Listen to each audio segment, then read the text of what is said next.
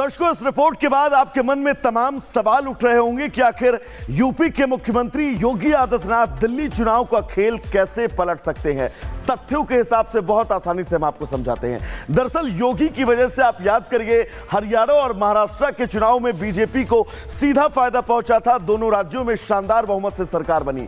हरियाणा में योगी ने 14 सीटों पर कैंपेन किया था, इनमें से 9 सीटों पर बीजेपी को बम्पर जीत मिली थी। हरियाणा में योगी का सक्सेस रेट 64% रहा, यानी कि शानदार स्ट्राइक रेट। महाराष्ट्र में योगी ने 30 प्रत्याशियों के लिए जबरदस्त शानदार कैंपेन किया और 30 में से 22 सीटों पर बीजेपी को जबरदस्त जीत मिली। महाराष्ट्र में सीएम योगी के अगर स्ट्राइक रेट की बात करें तो दर्शकों 85% स्ट्राइक रेट रहा। 2024 के लोकसभा चुनाव में भी योगी की अहम भूमिका रही। कई राज्यों में उन्होंने प्रचार किया। योगी के भाषण और नारों से आम लोग सीधे तौर पर कनेक्ट हो जाते हैं।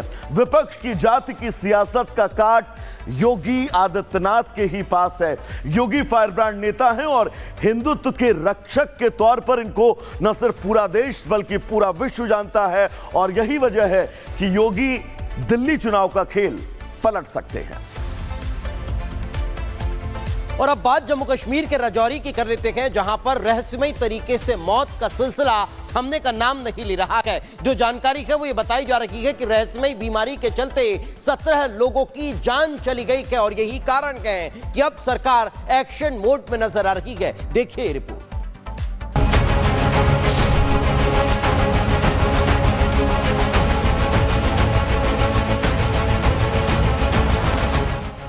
रहस्यमयी बीमारी जान पर भारी, मौत की झील प्रशासन ने की सील, खौफ बरकरार एक्शन में सरकार। जम्मू कश्मीर के राजौरी में रहस्यमयी बीमारी ने कहर बरपा रखा है। एक और जहां रहस्यमयी बीमारी की गुत्थी सुलझने का नाम नहीं ले रही, तो वहीं मौतों का सिलसिला बढ़ता जा रहा है। रविवार को इस बीमारी ने एक और मासूम की जिंदगी लील ली। पिछले करीब 1.5 महीने में 17 लोगों की मौत हो चुकी है, जिनमें ज्यादातर बच्चे हैं। इस घटना ने पूरे इलाके में दहशत मचा रखी है। वहीं मामले की जांच कर रही टीम जब बधाल गांव पहुंची और उसने वहां के झरने के सैंपल को लेकर जांच की, और उनके सामने एक और हैरान करने वाला तथ्य आया। दरअसल झरने के पानी में कीटनाशक पाए गए, जिसके बाद फौरन प्रशासन ने झरने को सील कर दिया। साथ ही यहां सुरक्षा कर्मियों को तैनात कर दिया, जिससे यहां के पानी के इस्तेमाल पर रोक लगाई जा सके। इस रहस्यमयी बीमारी के चलते अस्पतालों में मरीजों की भीड़ बढ़ रही है। अधिकारी हैरान हैं, क्योंकि जो भी इसकी चपेट में आया उसकी हालत तेजी से बिगड़ती है और 1 से 2 दिन के भीतर मरीज दम तोड़ देता है। करीब 2000 से ज्यादा सैंपल लेकर जांच भेजी गई है, लेकिन उसमें भी किसी भी वायरल या संक्रमण की पुष्टि नहीं हुई। अब इस मामले को लेकर गृह मंत्री अमित शाह भी एक्शन मोड में हैं। गृह मंत्री ने जांच के लिए 11 सदस्यीय उच्च स्तरीय टीम बनाई है। इस टीम में स्वास्थ्य, फूड सेफ्टी और कृषि समेत कई विभागों के विशेषज्ञ शामिल हैं। ये अंतर मंत्रालयीय टीम रविवार को जांच के लिए राजौरी भी पहुंच गई, जहां इस टीम ने संबंधित अधिकारियों के साथ बैठक करके जानकारी ली। अब आज ये स्पेशल टीम बधाल गांव में पहुंचकर जांच करेगी। जम्मू कश्मीर के उपराज्यपाल मनोज सिन्हा ने भी इन मौतों को लेकर चिंता जताई है।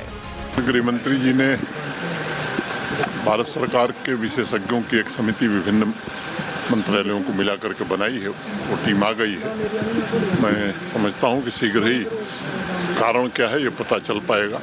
पुलिस ने भी जांच के लिए एक SIT बनाई है, ताकि दूसरे पक्ष पर भी विचार किया जा सके, उसकी भी जांच हो सके। एक बार सही तथ्य सामने आ जाएंगे तो जरूर आपको बताया जाएगा। बहरहाल एक और जहां केंद्र और राज्य की सरकार जांच लगातार कर रही है, वहीं राजौरी जिले के बुढ़ाल गांव में दहशत बरकरार है। लोगों में इस बात का डर है कि आखिर कैसे उनके गांव के 17 लोगों की जान चली गई। साथ ही इस बात का भी डर कि मौतों का यह सिलसिला आखिर कब थमेगा। Bureau report, Republic Bharat.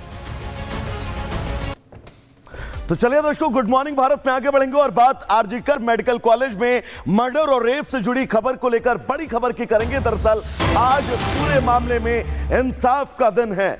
RG Kar medical college जिसने पूरे देश को सन्न कर दिया था, वहां से जो घटना आई थी उसने पूरे देश के अंदर एक तरह की ज्वाला पैदा कर दी थी और आज इस पूरे मामले में मुख्य आरोपी संजय रॉय को सजा सुनाई जाएगी। कोर्ट में हत्या और बलात्कार का दोषी माना गया है संजय रॉय और आज कोर्ट अपना फैसला सुनाएगी। आपको यह भी बता दें कि संजय रॉय को लेकर फांसी की मांग की जा चुकी है। संजय रॉय को दोषी माना जा चुका है और आज इंसाफ का दिन।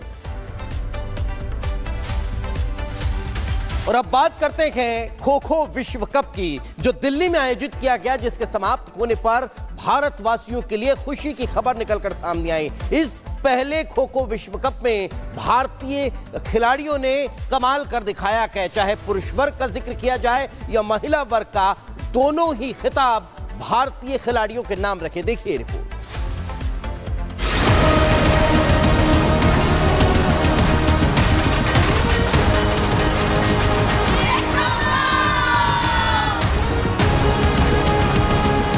भारत की पुरुष और महिला टीमों ने खो खो में विश्व कीर्तिमान हासिल कर लिया है।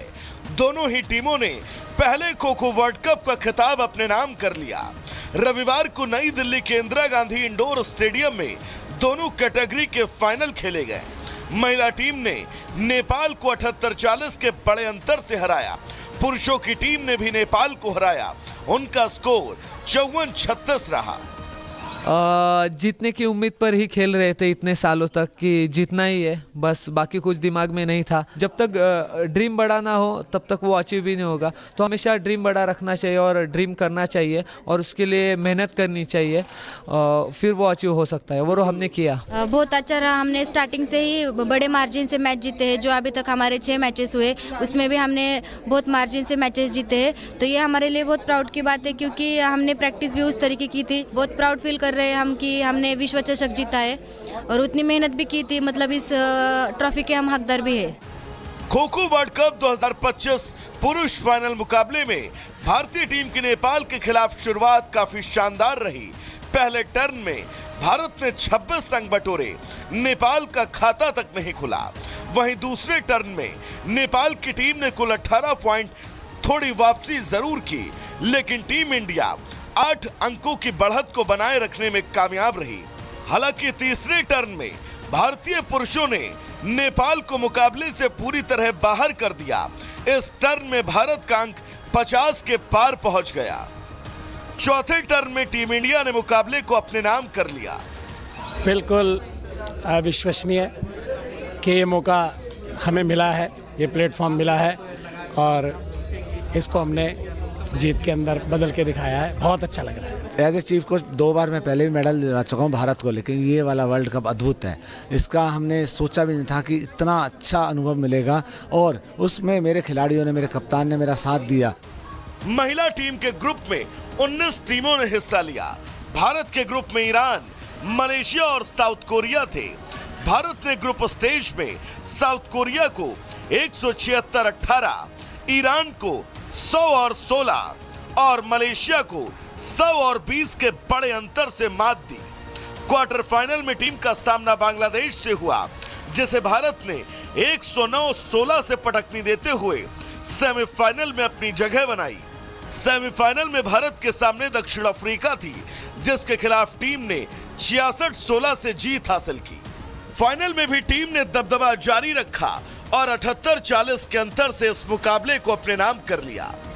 पूरे टूर्नामेंट में नेपाल इकलौती ऐसी टीम रही जिसने भारत के खिलाफ हार का अंतर 50 से कम पॉइंट का रखा। भारत की ऐतिहासिक जीत पर प्रधानमंत्री मोदी ने सोशल मीडिया पर पोस्ट कर बधाई दी और लिखा, इस जीत से पूरे देश में अनगिनत युवा एथलीटों को प्रेरणा मिलेगी। Bureau report, Republic.